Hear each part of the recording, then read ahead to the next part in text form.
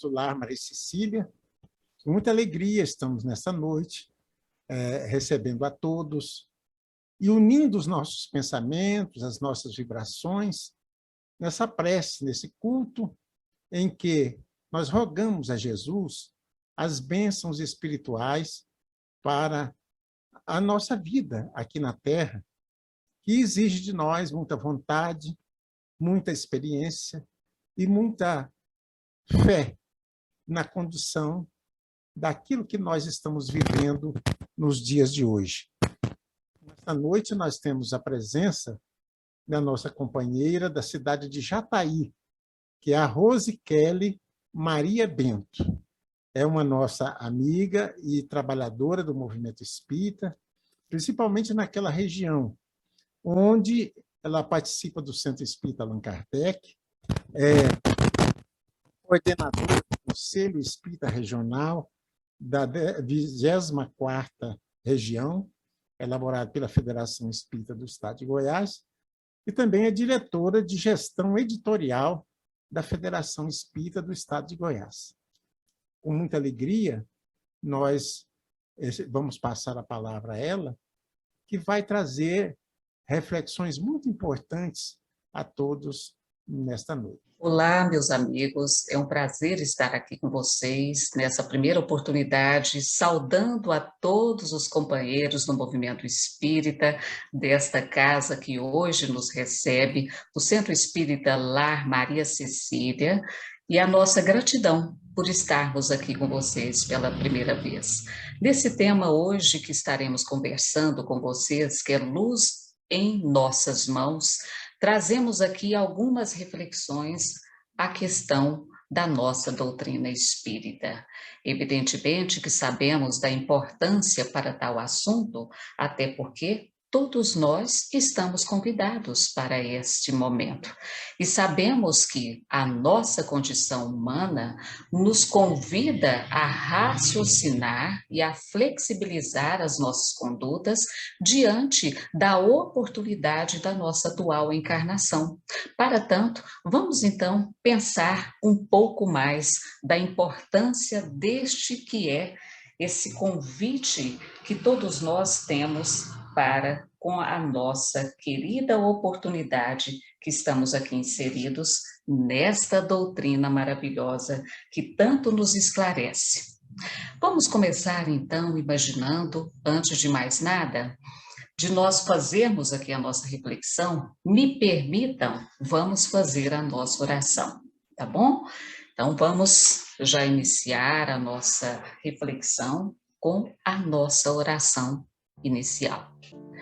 Querido Mestre Jesus, na oportunidade que aqui nos encontramos, estamos nesse instante pedindo, Senhor, que todos aqui possamos estar inseridos com a presença dos amigos espirituais, nos auxiliando, nos inspirando, para que nessa oportunidade que aqui todos nós estaremos na condição de aprendizes, auxiliados por esses amigos, tenhamos condições, Senhor, de poder extrair todas as informações que nos sejam inerentes à alma, à conduta, ao convite, à sensibilidade do coração, mas que este se transforme em trabalho através de nossas ações, das mãos que doam, das mãos que recebem, do coração que se prontifica a servir cada vez mais. E assim abrimos o nosso diálogo deste momento que aqui nos encontramos, Senhor. Muito obrigada, que assim seja. Portanto, meus amigos, voltando então, para iniciarmos a nossa reflexão. Para isso, peço licença para vocês, para nós podermos fazer uma leitura. Vamos ao ano de 1866, no dia 20 de abril. O Espiritismo acaba de perder um de seus mais dignos e fervorosos adeptos, na pessoa do senhor doutor Caillet, morto em uma sexta-feira. Não podemos render mais brilhante homenagem à sua memória do que reproduzindo um dos artigos publicados a seu respeito pelo jornal de Montréal em 5 de abril. Um homem de bem acaba de expirar em meio à dor geral. O Dr. Caillet, doutor em medicina, quase 30 anos, membro do Conselho Municipal, membro da Associação de Beneficência, médico dos pobres, médico das epidemias, morreu sexta-feira última, às 7 horas da noite. Segunda-feira, uma grande multidão composta de todas as classes da sociedade o conduziu até a sua sepultura. O silêncio religioso que reinou em todo o percurso do cortejo fúnebre dava a essa triste e imponente cerimônia o caráter de uma manifestação pública. Este simples caixão, de perto por 3.000 pessoas em lágrimas, mergulhadas em uma dor profunda, teria tocado os mais duros corações. Era toda uma cidade que acorria a prestar os últimos deveres a um de seus mais caros habitantes. Era toda uma população que queria conduzir até o cemitério aquele que tantas vezes por ela se havia sacrificado. Os pobres que o senhor Caillet tantas vezes havia acumulado de benefícios mostrava que tinham um coração reconhecido. Um grande número de operários tomou de suas mãos, dos carregadores, o caixão de seu benfeitor, considerando uma glória levar até o cemitério esse precioso fardo. E assim, ao discorrermos o texto, ele narra aqui o nome de cada um daqueles que estavam ali mais próximos de seu amado benfeitor. E evidentemente que, saltando essa parte aqui, nós continuamos. Um grande número de soldados da guarnição que o senhor Caillet havia tratado na Santa Casa de Misericórdia tinha obtido também a graça de assistir ao enterro e se havia apressado em misturar-se àquela inúmera multidão. Ao chegarem ao cemitério, um operário rompeu a multidão e, parando diante do túmulo, pronunciou com uma só voz comovido, em meio àquele silêncio geral, em poucas palavras: Homem de bem, que foste o benfeitor dos pobres e que morreste vítima de vossa sublime dedicação, recebei nossos últimos adeuses. Vossa lembrança ficará eternamente em nossos corações. Depois dessas palavras, ditadas por um sentimento de reconhecimento, a multidão retirou-se em religioso recolhimento. E continuando, a tristeza que reinava em todos os semblantes bem mostrava que imensa perca acabava de sofrer a cidade de Montréal. Com efeito, Caillet, por suas numerosas qualidades, tinha sabido conquistar a estima universal. Toda a sua vida não tinha sido mais do que uma longa série de atos de devotamento. Trabalhou até o último dia, sem querer jamais repousar. E terça-feira última, a terça dessa semana que nos estamos falando, ele ainda foi visitar vários doentes no campo. Quando lhe falavam de sua idade avançada e o aconselhavam a descansar de suas numerosas fadigas, de boa vontade teria respondido assim: tenho toda a eternidade para repousar. Imagine, ele conhecia o espírito imortal.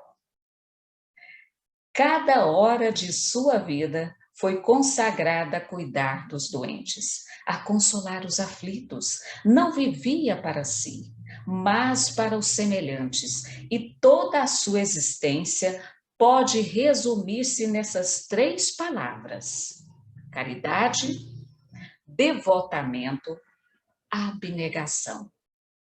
Nos últimos tempos, diz o texto, quando a epidemia de cólera alastrou-se em Étaples e nos vilarejos circunvizinhos, o Dr. Caillet dedicou-se de corpo e alma aos doentes, percorrendo as aldeias infestadas, visitando os pobres, cuidando de uns, socorrendo outros e todos levando consolações. Assim, visitou mais de 800 doentes, entrando nas suas habitações salubres, sentando-se à cabeceira dos moribundos e ele próprio lhes administrando os remédios sem jamais se queixar, mantendo, ao contrário, um humor sempre contagiante e uma alegria providencial. O doente que eu vi, sem imagine, já estava meio que curado por esse humor jovial, sempre acompanhado de uma palavra que os fazia rir. 8 dias antes de sua morte, o senhor Caillet foi visitar os seus doentes em Burke, em Lafort, em Camier, em Étaples, consagrando o turno da noite aos doentes da cidade. Eis que era para ele a obra de um único dia. Tanta abnegação ia ser-lhe funesta e ele devia ser a última vítima do flagelo. É claro, a gente já imaginava uma situação assim. Afinal, ele estava no meio de uma epidemia que estava alastrando toda aquela região. E assim, no dia 20 de março, começou a apresentar uma forte diarreia.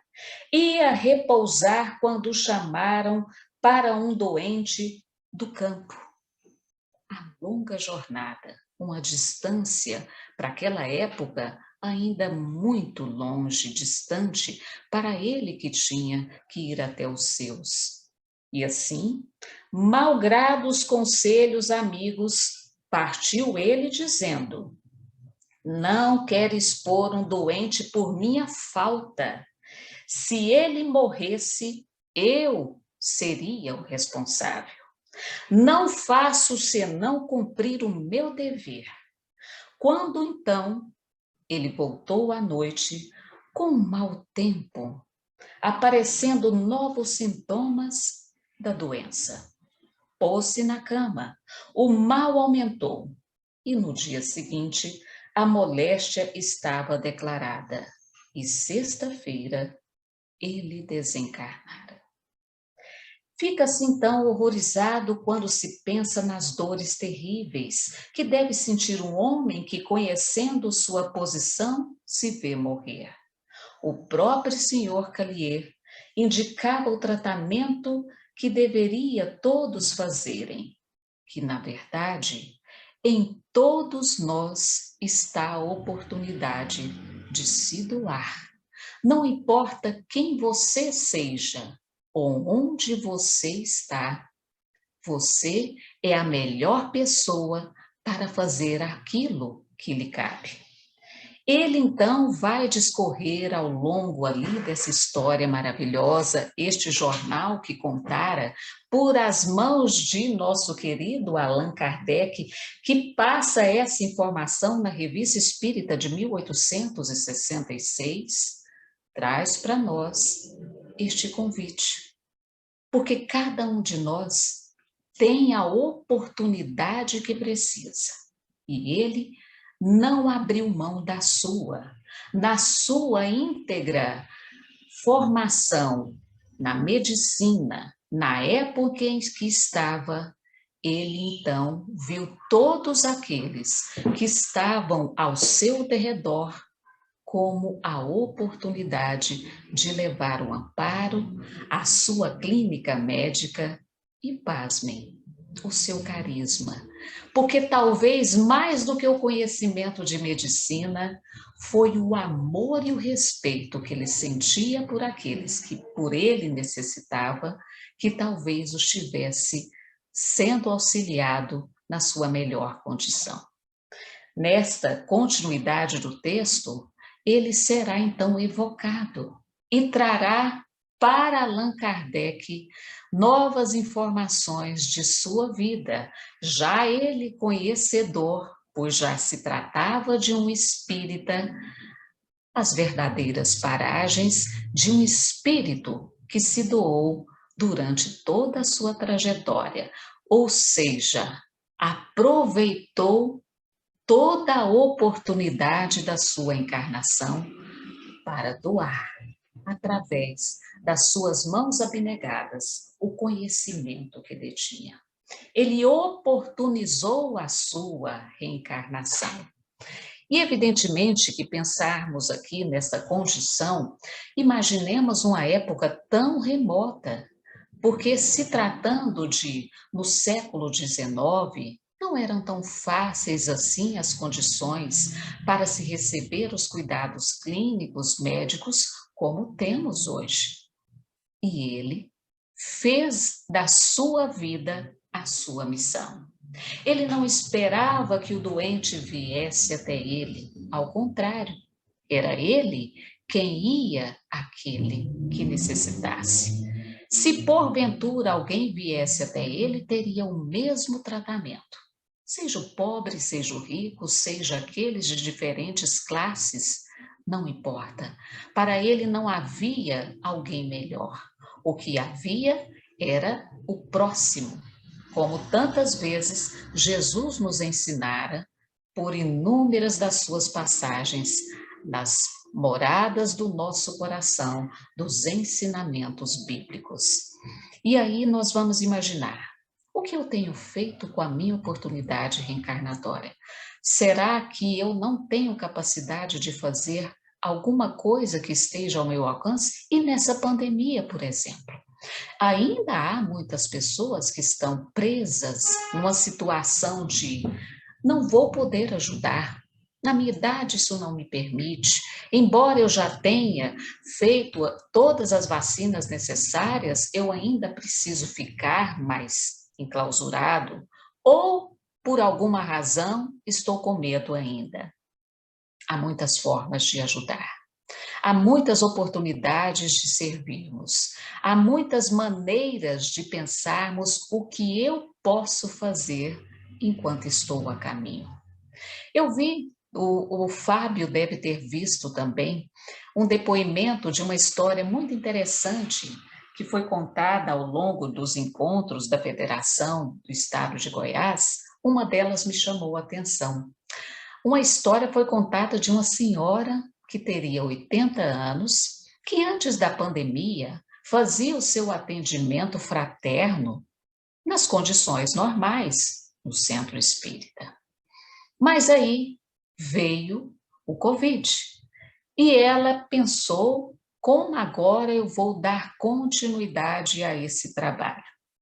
Imaginemos, se antes fazer esse trabalho na presença da pessoa, você pode estar ali observando a conduta, o jeito de sentar, a forma como ela vai se expressar, tentando auxiliá-la da menor maneira possível, sem orientá-la nos problemas particulares, mas à luz da doutrina, conversando e consolando, esclarecendo a luz do Espiritismo. Agora você não mais a vê.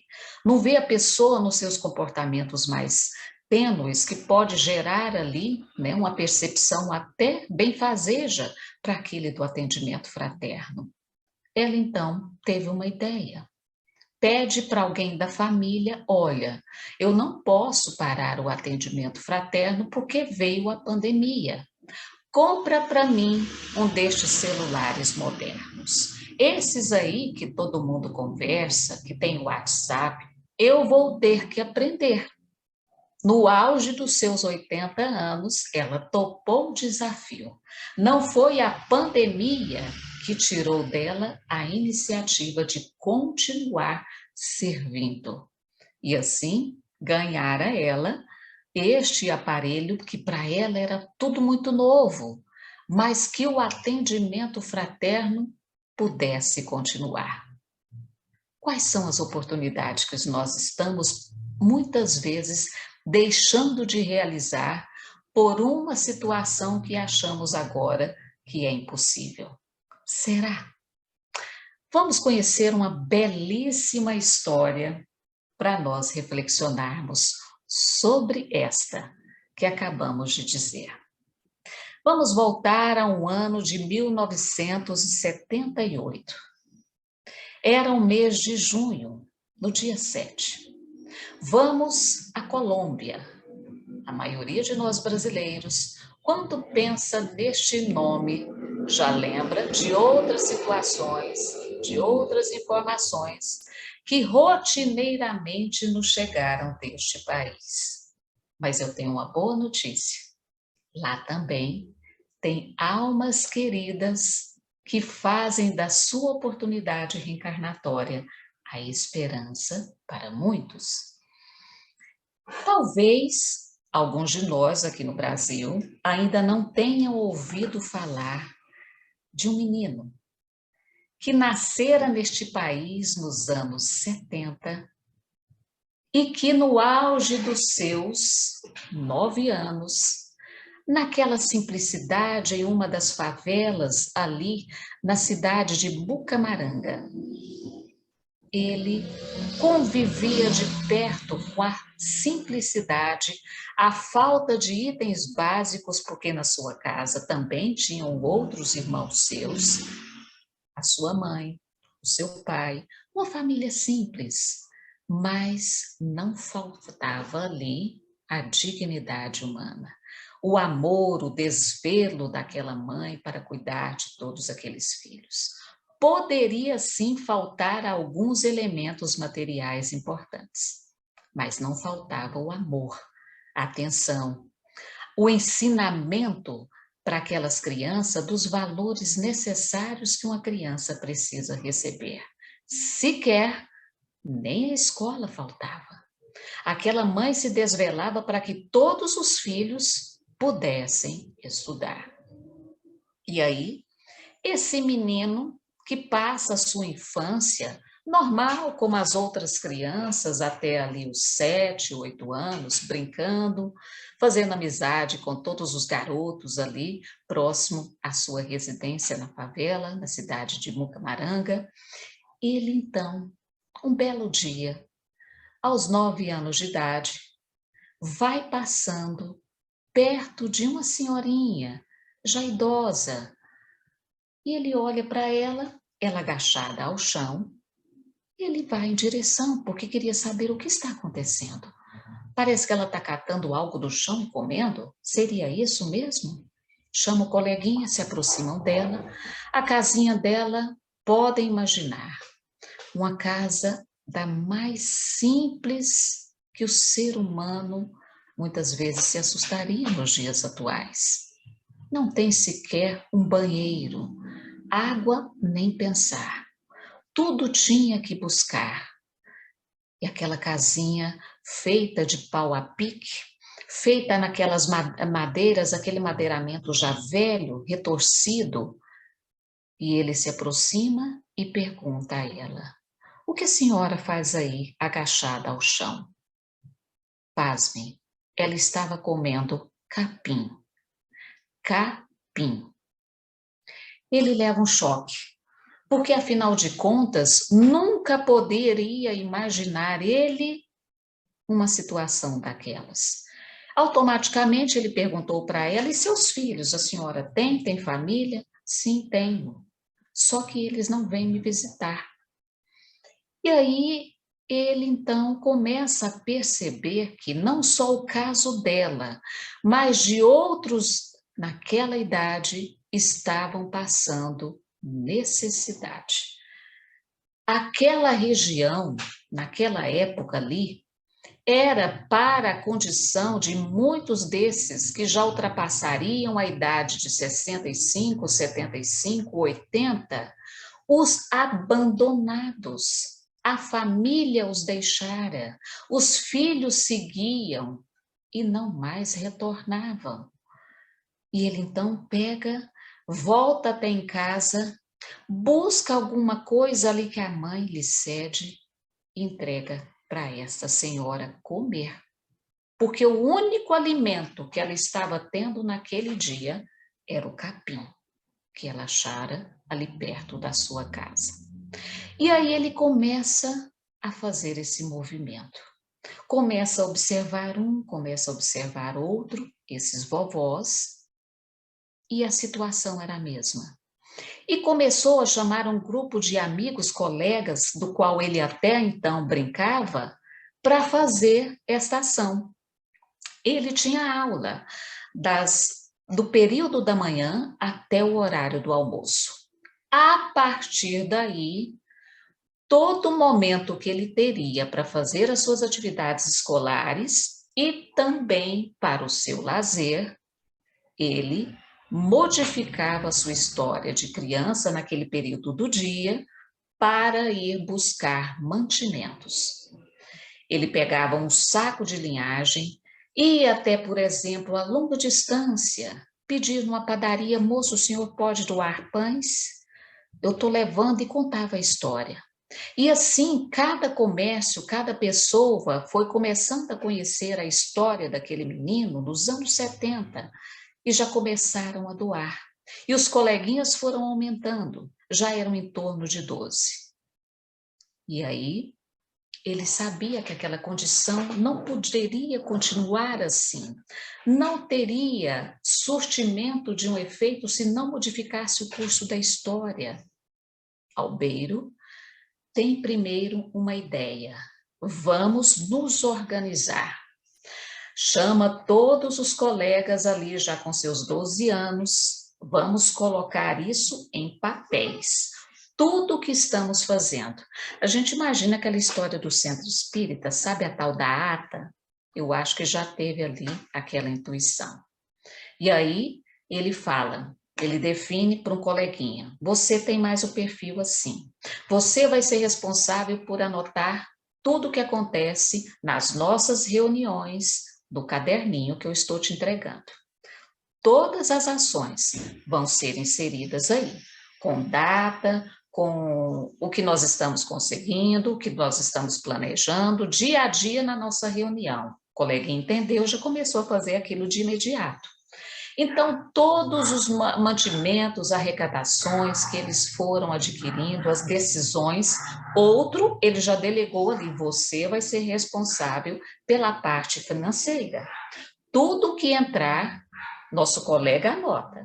E você é que vai saber resolver a distribuição. Ele já via o talento de cada um ali para ajudar naquilo que fosse preciso. Quem tinha mais capacidade para pedir, quem tinha outra capacidade para isso e aquilo outro. E assim foi. É tão bonita a história deste menino que eu já cheguei a conversar com ele. Talvez deva ter uns 8 anos, pela internet. E eu disse para ele que a história dele eu replicava na minha cidade. Eu mostrava para os meninos da idade dele, daquela época, o que aquele menino era capaz de fazer. E ele apenas disse: muito obrigada. Claro, ele tem aqui para conosco a nossa forma de dialogar dele é uma e a nossa é outra, porque quem nasce na Colômbia tem aquele diálogo um pouco diferente do nosso. Mas foi para mim uma oportunidade de dizer: o Brasil está reconhecendo o seu trabalho, porque foi através de uma repórter que colocou esse vídeo para que todos conhecessem a história do anjo da Colômbia, que a história dele se expandiu. Outras nações conheceram a história de Albeiro Vargas. E assim, mostra também quando ele chega na casa de senhorinhos muito doentes, que sequer conseguiam levantar da cama para as suas atividades mais íntimas e morreriam ali em condições subhumanas. Ele chegava com seus colegas, tirava com tanto amor e carinho aquelas vovós, leva-lhes para fora e dá-lhes um banho. O banho não é de chuveiro com a nossa água quente, confortável. Era a água que ele trazia de outro ponto, porque nas casas não tinham água, não tinha rede de esgoto, não tinha banheiro, e dava o banho ali fora mesmo, para dar dignidade àquele corpo humano que estava adoecido. Ao dar o banho, vestia-lhe com novas roupas que ele conseguira das doações após enxugá-la, e em seguida ele dava o alimento na boca e devolvia essa criatura ao seu leito. Já agora, com a nova cama mais arrumada, mais limpinha, uma criança que conseguiu fazer isso junto mais os seus colegas. A França descobriu esse menino. E foi a França quem deu o pontapé inicial para que ele, quando já adulto, pudesse, então, colocar a sua fundação, inaugurada anos depois, com a Fundação Albeiro Vargas.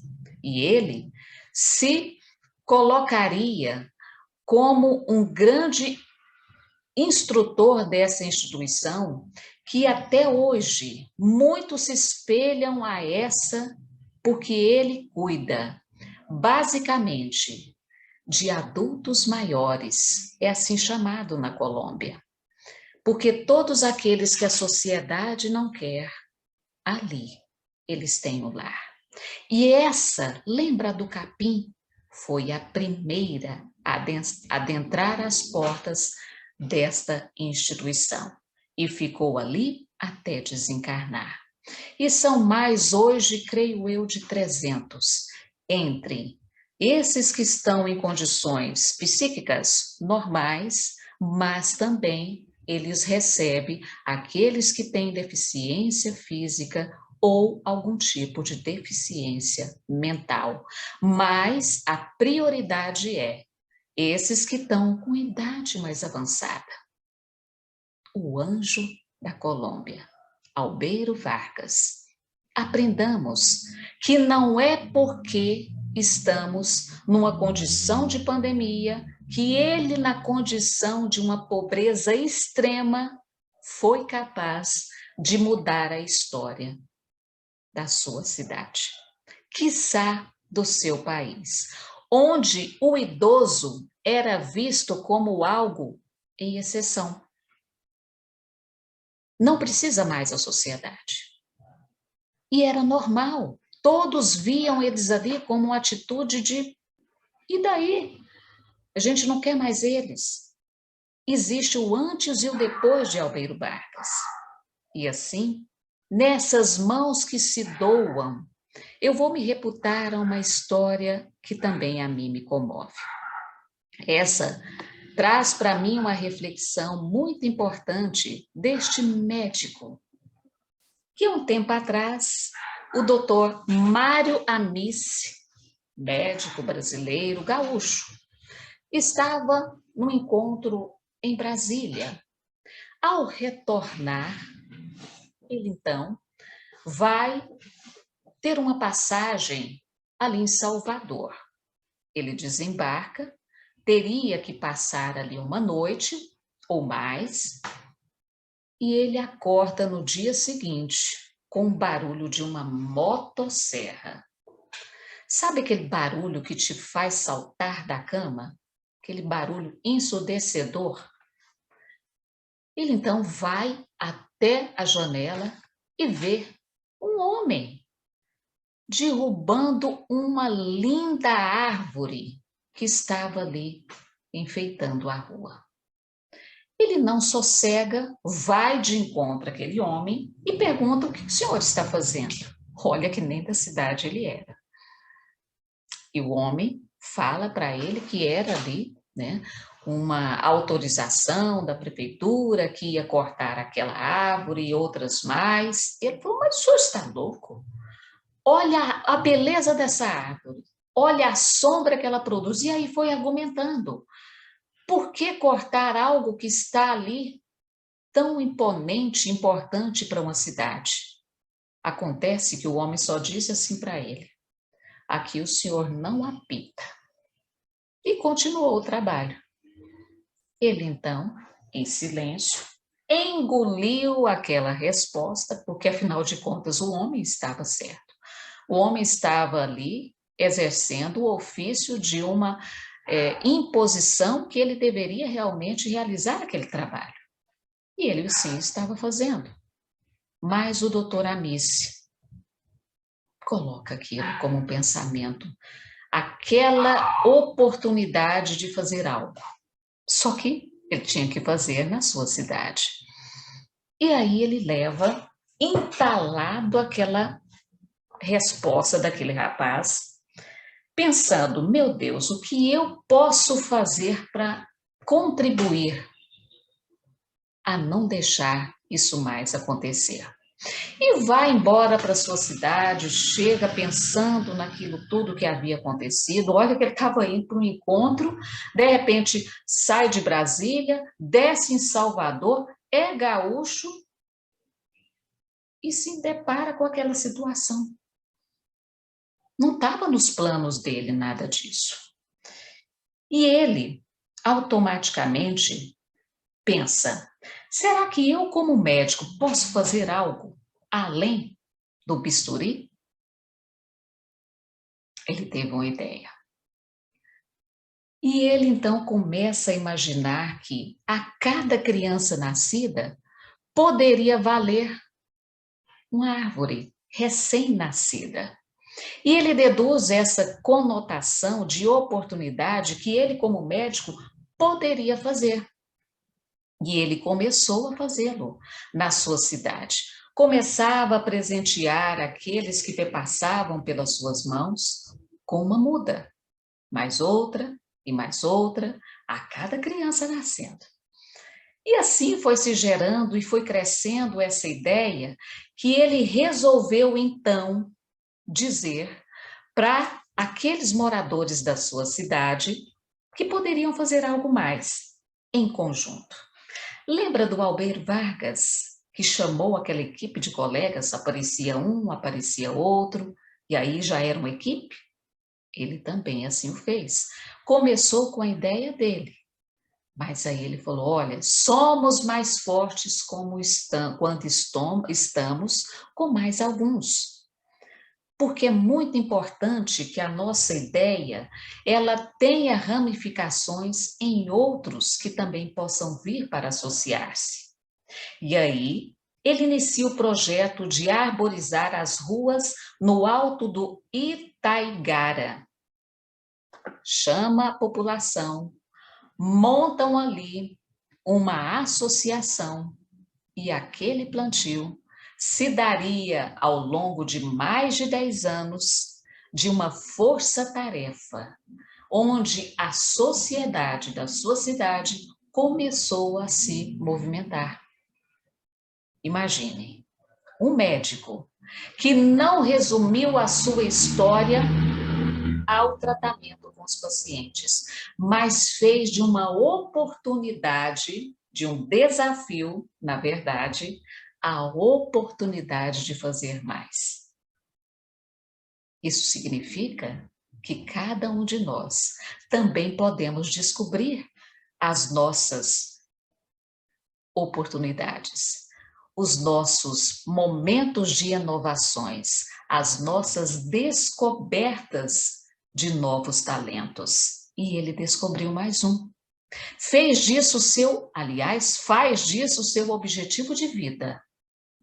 Trabalha na medicina, mas também trabalha para que o nosso planeta se torne cada vez melhor.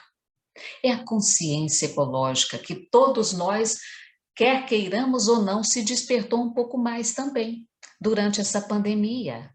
Cada um de nós tem feito um pouquinho mais. Eu tenho observado que supermercados têm dado essa conotação, falando para as pessoas: leve algo com a sua própria sacola, reduza um pouco mais o consumo disso e daquilo para evitar o consumo de lixos. E assim essas ideias vão sendo apresentadas e cada um vai tentando fazer um esforço aqui e acolá. Tem gente que não anda mais utilizando os copinhos de plástico. Utilizam o seu próprio, carregam a sua ferramenta de utensílio.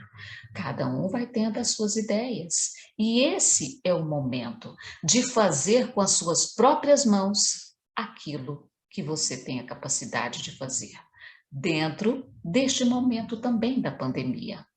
E assim, nós imaginamos quantas são as oportunidades que nós estamos agora conhecendo com essa pandemia. Imaginem, quantos de nós poderíamos imaginar esse momento de interligação com uma casa espírita online? Antes da pandemia, não pensávamos nisso. Mas nós conhecemos essa ferramenta que já existia. E o que fizemos agora? Colocamos nossa mão em prática. O nosso conhecimento, ele se expandiu. E trouxemos essa oportunidade de nos encontrar, não havendo mais distâncias. Não a sentimos mais como antes e outrora acontecia. Não podemos dizer que hoje não está mais fácil do que ontem. Algumas situações, sim, estão, mas outras não. Descobrindo com as nossas oportunidades algumas novas situações, mas entendemos que também o planeta passa por inúmeros desafios, mas são também oportunidades. E aí, quando nós vamos imaginar que o nosso querido Chico Xavier foi numa reunião mediúnica em que via-se, no momento em que aquele jovem Xavier estaria ali, concentrado nas suas atividades mediúnicas, e acima dele começaram a chover imagens de livros. Aqueles livros, como se caindo sobre sua cabeça, na verdade estavam aquelas imagens no plano espiritual. E começou aquela chuva de livros. Ninguém estava entendendo ali o que estava acontecendo. Mas veio a explicação. Era pelas suas mãos que aqueles livros iriam se tornar de fato reais. Ia a materialização acontecer ao longo dos seus mais de 70 anos doados à doutrina espírita.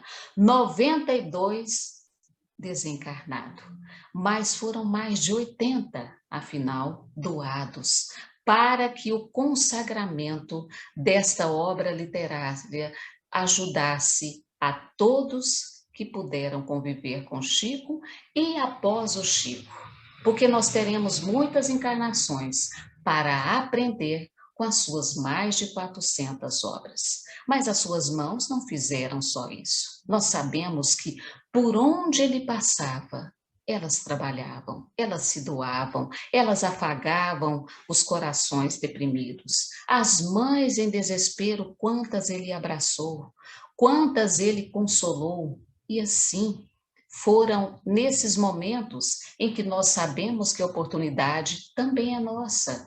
Quantas são as vivências que teremos experimentado em que a nossa condição nos convida a consolar, a enxugar lágrimas, como Chico também o fez, guardando as devidas proporções. E para encerrarmos, eu queria aqui então, falando de Chico, pegando uma belíssima obra que traz para nós ideias e ilustrações do nosso querido Francisco Cândido Xavier, este capítulo 15, que nos diz assim: conta-se que Simão Pedro estava cansado depois de 20 dias junto do povo. Banhara pessoas fétidas, alimentara mulheres e crianças esquálidas, e em vez de receber a aprovação do povo, recolhia insultos velados aqui e ali. Após 3 semanas consecutivas de luta, fatigara-se e preferia isolar-se de todos. Por isso mesmo, no crepúsculo anilado, estava ele só diante das águas a refletir. Aproxima-se alguém. Contudo, por mais que busque esconder-se, sente-se procurado. É o próprio Cristo. Que fazes, Pedro? Diz-lhe o Senhor. Penso, mestre. E o diálogo prolongou-se. Estás triste, Pedro? Muito triste, respondeu Pedro. Por quê? Chamam-me ladrão, mestre.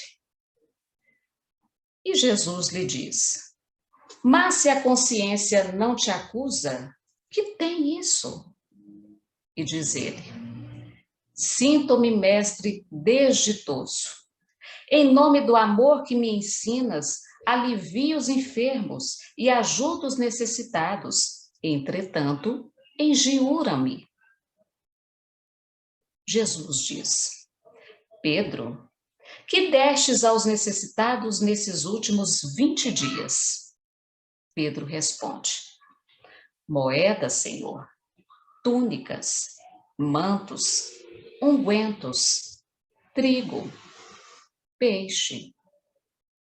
E Jesus lhe diz: de onde chegaram essas moedas, Pedro? Das mãos de Joana, a mulher de Cusa. E as túnicas, Pedro? Da casa de Zobalã, o curtidor. E os mantos, Pedro?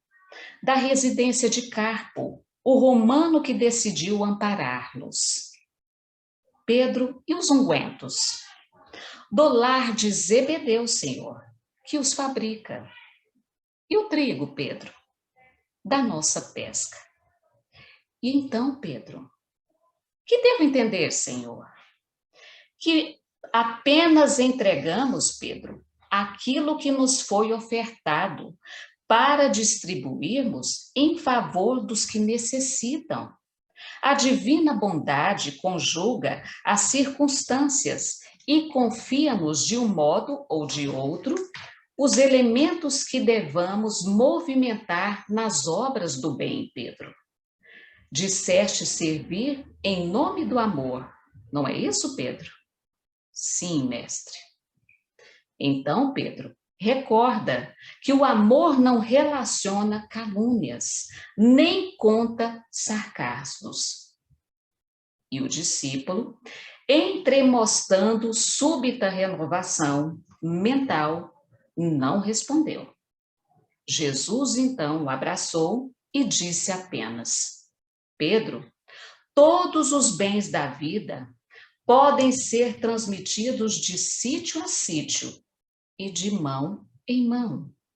Ninguém pode dar, em essência, esse ou aquele patrimônio do mundo, senão o próprio Criador, que nos empresta os recursos por ele gerados na criação. E se algo podemos dar de nós, Pedro, o amor é a única dádiva que podemos fazer, sofrendo e renunciando por amar. E o apóstolo compreendeu, beijou as mãos que o tocava de leve.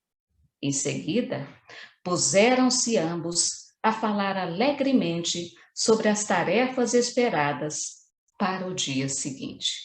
Irmão X. Que possamos levar desta lição a obra que o Mestre nos confia e trazer para cada um de nós que a oportunidade está aqui e agora. Aproveitemos. Muito obrigada a vocês que nos acompanham com essa paciência e que tenhamos todos a oportunidade de vivenciarmos este convite que aqui estamos, a nossa reencarnação neste atual momento em que vivamos esperançosos de trabalhar e de doar. Então, nós queremos agradecer a nossa amiga, a nossa companheira Rose Kelly, que tão gentilmente esteve aqui conosco nesta noite, agradecendo a sua bondade e os seus esclarecimentos. A figura de Jesus foi o centro da sua... A figura e o sentimento de Jesus foi o centro da sua conversa conosco nesta noite. Que esta conversa possa alcançar os nossos corações, estar conosco o tempo todo, quando nós lembramos daquilo que podemos fazer no mundo de hoje, além de pedir, mas também de agradecer e de oferecer alguma coisa de nós. Muito obrigado, Rose, por estar conosco nesta noite de hoje. Que Jesus possa te abençoar e abençoar a todos os nossos companheiros. E a vocês todos, né, Fábio, nosso muito obrigada ao Centro Espírita Lar Maria Cecília, né, a Valdirene, a você, pela oportunidade que aqui estamos, porque certamente quem precisava mais ouvir e aprender sempre é aquele que vos fala. Então, nós é que agradecemos a oportunidade ímpar de ter podido aprender um pouco mais sobre este momento que este encontro aqui, né, nos oferta. Muito obrigada a vocês dois. Queridos irmãos, vamos neste momento elevar nossos pensamentos a Jesus, esvaziar nossa mente e agradecer a Deus pela oportunidade de estarmos aqui aprendendo os teus ensinamentos, recebendo suas bênçãos, buscando ser melhor a cada dia. Pedimos assim que todas as águas sejam fluidificadas pelo laboratório divino e que cada um possa receber a cura necessária, a cura física, mental e espiritual. Que a nossa Mãe Santíssima nos cubra com teu manto sagrado e que a paz do nosso Mestre Jesus esteja conosco. Que assim seja.